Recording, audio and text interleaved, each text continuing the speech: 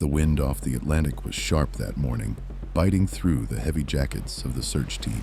The sand along Gilgo Beach was quiet, too quiet, except for the rustle of dune grass and the crunch of boots against the frozen ground. They weren't looking for a killer. They were looking for a young woman who had vanished after placing a frantic 911 call. But as the K-9 unit swept the shoreline, what they found would open one of the most haunting criminal mysteries in New York history.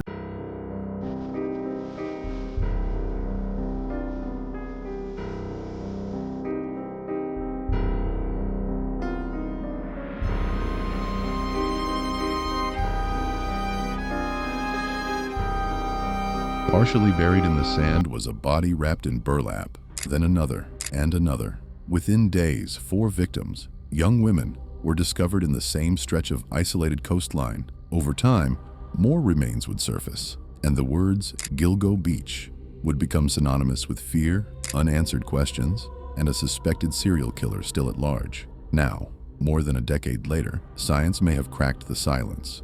A single piece of DNA, barely detectable in 2010, has emerged from the evidence, pointing investigators toward a suspect and potentially giving these victims their voice back. Chapter 2. The Original Discovery.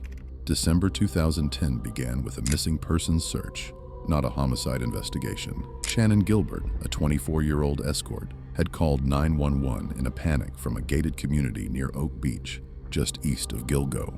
Her voice was frantic, claiming someone was after her. Police and neighbors searched, but she disappeared into the darkness of the marshland. Months later, during a training exercise to locate her remains, police stumbled upon something chilling, a body wrapped in burlap along Ocean Parkway. It wasn't Shannon, and before searchers could process the find, 3 more sets of remains surfaced nearby. All were young women. All had advertised escort services online. The media seized on the possibility of a serial killer. Some investigators floated the idea of multiple killers working in the same dumping ground, but the consistency in victim profile and location suggested one predator with a method. The discovery ignited public fear. Residents locked doors, avoided nighttime walks on the beach, and demanded answers. In the glare of national coverage, law enforcement faced immense pressure. Leads came in by the hundreds, theories multiplied, and speculation became its own storm. Yet despite manpower, resources, and public outrage, the search for the killer turned into a marathon with no finish line, at least not yet. Chapter 3. Victim Profiles and the Pattern. They were more than case numbers. Each victim had a name, a history, and someone who missed them. Melissa Barthelemy was the first to be identified, a 24-year-old from the Bronx who had been working as an escort. Investigators later learned someone had taunted her family with disturbing phone calls after she vanished. Then came Maureen Brainerd Barnes, 25, from Connecticut. She'd traveled to New York City for work and never returned. Megan Waterman, 22, was a young mother from Maine, last seen leaving a hotel in Hopoge. Amber Lynn Costello, 27, from North Babylon, Long Island, was remembered for her quick wit and easy laugh. These women shared more than tragic endings. Most were last seen arranging meetings with clients through online ads. They were all petite, in their 20s, and lived or worked in the Northeast Corridor.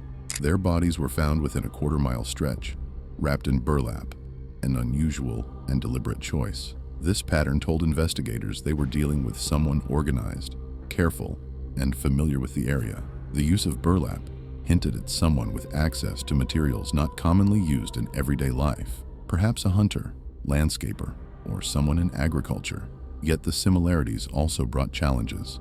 The victims' work in the sex trade made them more vulnerable to violence and less likely to be reported missing right away, giving the killer a head start. Their cases were often met with less urgency by the system, a painful reality their families have never forgotten. From the start, this was a case where understanding the victims' lives was key to catching whoever took them. And as the years passed, the unanswered question was whether the killer had chosen them because of who they were or because he thought no one would fight for them. Chapter 4.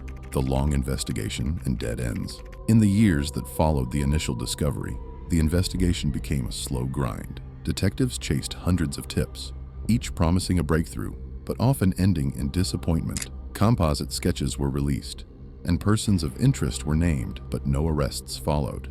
Law enforcement poured resources into analyzing phone records, traffic camera footage, and witness statements. Investigators tracked the victims' last known movements, cross-referencing calls and online communications. Some leads took them deep into the murky world of online escort services. Others pointed to potential connections with residents, including law enforcement personnel, which only fueled public distrust. The case saw multiple leadership changes.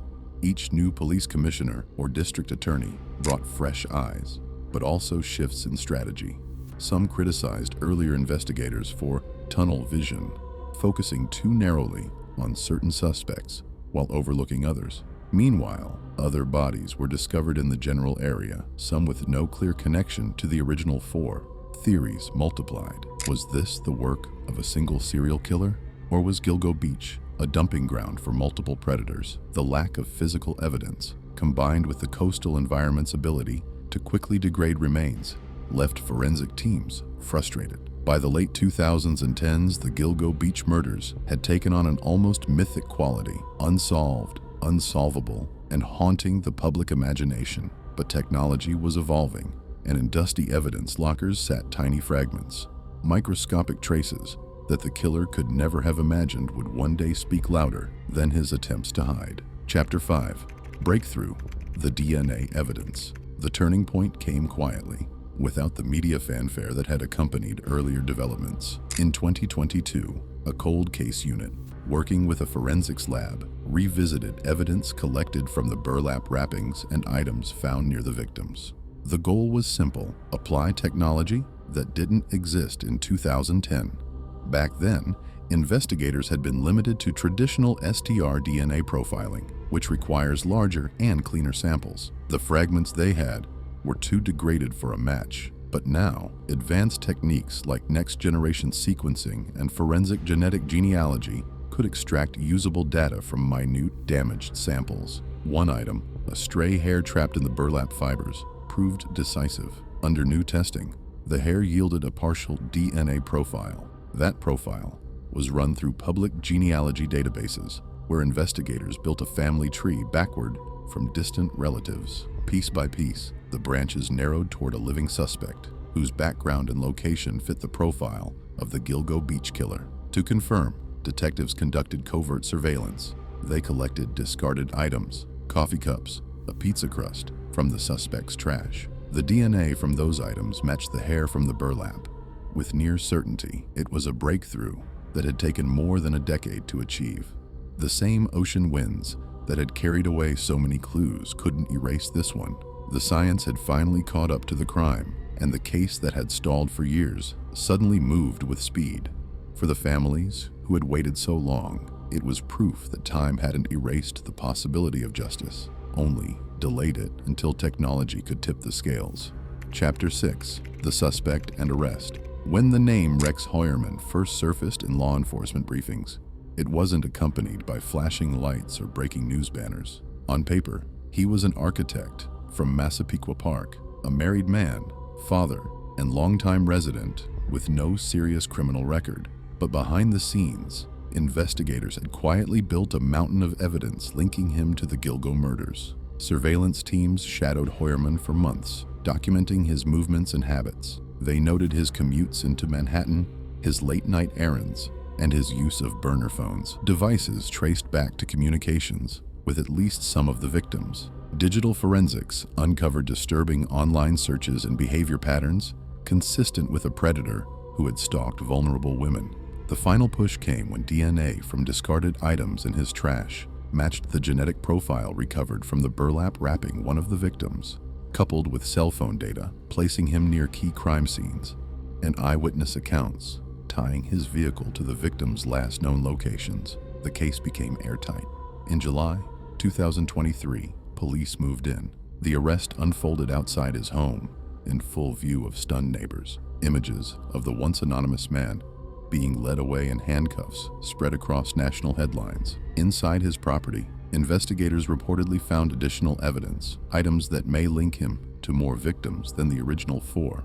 For residents of Long Island, it was a seismic moment. The alleged Gilgo Beach killer unmasked after more than a decade. For the victims' families, it was both a moment of vindication and the start of another long road, the fight to see him convicted in court. The fight to see him convicted in court. Chapter 7.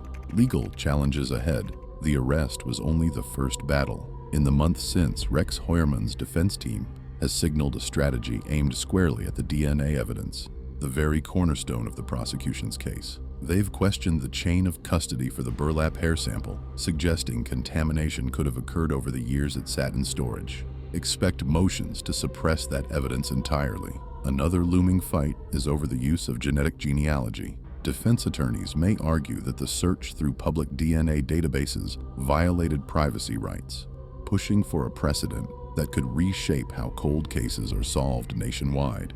Prosecutors, meanwhile, will frame it as a lawful, targeted investigation that finally gave voice to the victims. The cell phone data and burner phone connections will also face scrutiny. The defense could argue that proximity to a cell tower proves little in a densely populated area like Long Island, and they'll almost certainly challenge the credibility of eyewitnesses who place Heuermann's vehicle near key locations. For the state, the challenge is to keep the case focused on the mountain of circumstantial evidence, digital, forensic, and behavioral, that paints a consistent picture of guilt. For the defense, the mission is to create just enough reasonable doubt to make conviction impossible. As the trial approaches, the courtroom will become the new stage for a drama that's been playing out for over a decade, one where the rules of evidence and the limits of science could determine whether justice is finally served.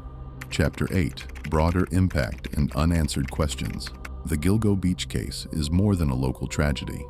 It's a blueprint for how technology can resurrect cold cases. Across the country, investigators are now re-examining dormant files, asking whether overlooked DNA fragments could yield the same results. But the case leaves behind as many questions as it answers. Were all the victims tied to Heuermann, or do some belong to other killers who used the same stretch of coastline? Are there more victims yet to be discovered? And what about Shannon Gilbert, whose disappearance set the entire investigation in motion? Was she connected, or was her death an unrelated tragedy? For the public, the arrest has brought relief, but not closure. For law enforcement, it's both a victory and a reminder. Killers can be patient, but so can justice. And in the end, even the most careful predator can leave behind a trace. For more than a decade, Gilgo Beach has been a place where the wind carried whispers of fear and loss. Now, the whispers have a name, a face, and a case that will play out under the unforgiving lights of a courtroom. Justice is never guaranteed, but neither is impunity. Whether Rex Heuermann is found guilty or walks free, the work of investigators, the power of science, and the voices of the victims have already changed the story. The question now is whether that change will end in closure or in another chapter of unanswered questions. Thanks for joining us today at Due Process Daily. Throw us a like.